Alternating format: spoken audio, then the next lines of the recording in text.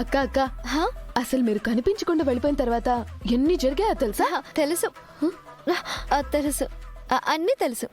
ఇప్పుడు నువ్వు ఎలాగైనా చిత్ర వినోద్ల పెళ్లి ఆపాలనుకుంటున్నావని తెలుసు. అనామిక సడన్ గా వెళ్ళిపోవడంతో నీకు తోడు లేకుండా పోయిందని తెలుసు.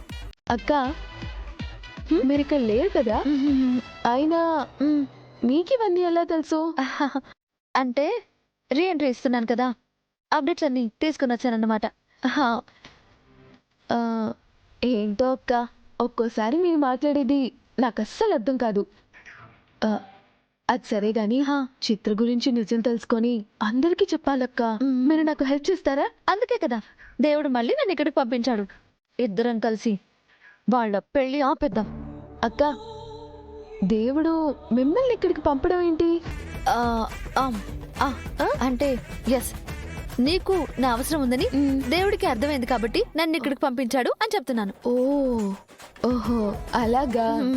అవునవును, నేను హెల్ప్ చేస్తాను, కానీ నాదొక చిన్న కండిషన్. ఏంటక్క? నువ్వు నన్ను ఇందాక చిత్రకి పరిచయం చేసావు కదా, అలా ఇంట్లో వాళ్ళెవ్వరికి పరిచయం చేయకూడదు.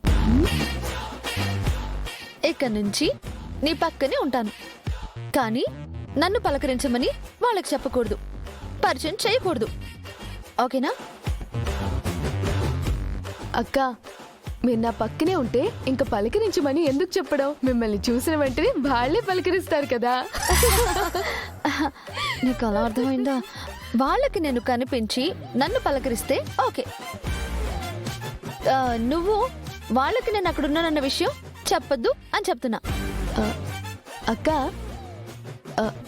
అసలు మీరేం మాట్లాడుతున్నారో మీకేనా అర్థం అవుతుందా?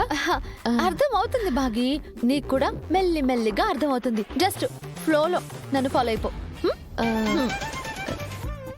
సరే అక్క, నేనెవరికి పరిచయం చేయను, సరేనా? Done done. ఎస్. ఏంటో అక్క, ఈసారి మీరు రావడంతోనే ఇన్ని కండిషన్స్ పెడుతున్నారు. ఎందుకంటే ఈ అక్క అప్డేట్ అయి వచ్చింది కాబట్టి. బాగీ, వస్తున్నా అత్తయ్య. అక్క, మీరు ఇక్కడే కూర్చోండి, నేను ఇప్పుడే వస్తా. ఓకే.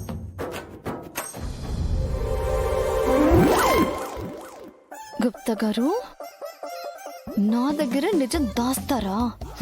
చెప్తా మీ పని.